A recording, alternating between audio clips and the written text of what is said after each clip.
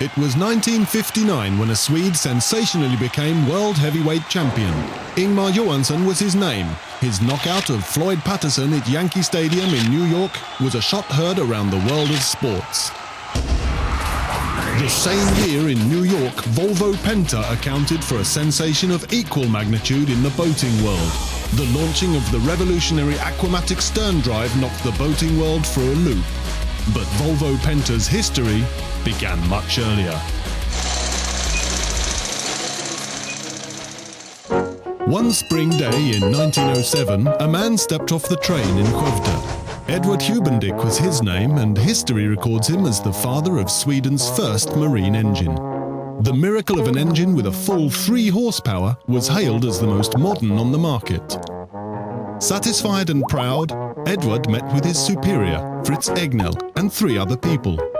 The B1, as the engine was called, had to have a selling name. The 5 gentlemen used the Greek language.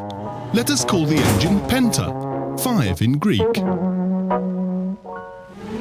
Den första motorn tillverkades år 1907 och redan år 1909 hade Pentaverken haft sådana framgångar att man började exportera motorer till Danmark och Holland.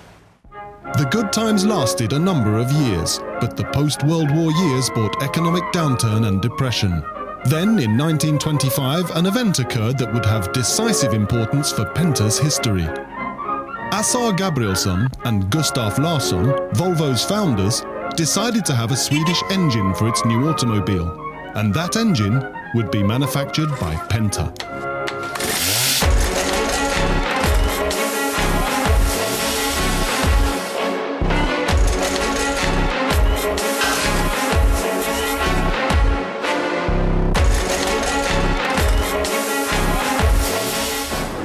Persistence, foresight and innovation will prove to be Penta's savior. The appointment of a visionary president, the legendary Harold Wiklund, an unmatched business talent. Och då gick jag upp till Gabriel före klockan 5 och sa, när ska jag börja då? Du ska börja imorgon. Ja, vem ska introducera mig hos personalvården? Får du göra själv. Many new products emerged in the 1950s, but the greatest innovation in marine history revolutionized the boat world in 1959. An American by the name of Jim Wynne seeks out Harold Wiklund. I have an invention that I believe may interest Volvo Penta, he said. Wiklund did not hesitate, and the Aquamatic stern drive marked the start of an epoch in the marine world.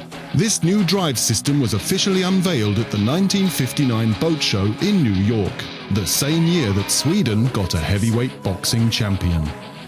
You recognize the fellow holding on to the rope? Heavyweight champion Ingemar Johansson. Let's join Ingemar and Birgit on a trip in the beautiful archipelago outside Gothenburg. In only 10 years, Penta made the transition from deep crisis to the role as the boat world's most innovative company.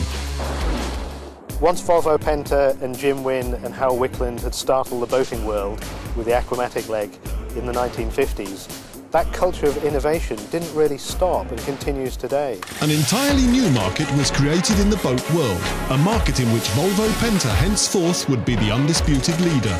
In just under 30 years, Volvo Penta increased sales from 2 million krona to 800 million krona annually.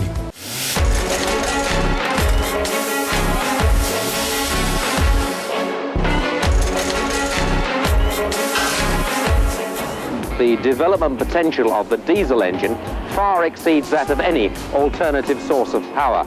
From Stockholm to Saudi Arabia, from Lima to London, that engine will perform according to its promise. In 1982, Volvo Penta would again astonish the boat world.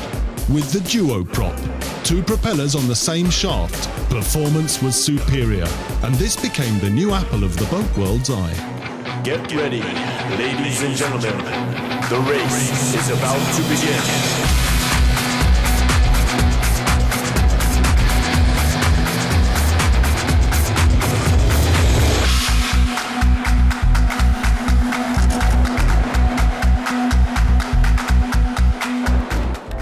The 1990s marked the next shift in technology. The mechanical was superseded by the electronic. and Volvo Penta exploited this technology to make a flying start into the next century. The new millennium started with the marine world's most extensive product renewal. With IPS inboard performance system, Volvo Penta turned an established boat industry concept upside down. Propellers forward, in the direction of travel, was yet another innovation that left boaters astounded. With the aid of electronics, Volvo Penta was the first to develop the next sensation in the marine world, the joystick, the skipper's dream. It's now easier to dock your boat than park your car. Volvo Penta passed the milestone of 6 billion kroner in annual sales at the turn of the millennium and is primed to exceed the 10 billion kroner mark in time for its 100th anniversary. Few could imagine this when Edvard Hubendick stepped off the train in Skövde 100 years ago. What's really interesting about Volvo Penta is that they have some really fantastic big ideas, but lots and lots of little interesting, little innovative ideas as well that sort of all add to the mix.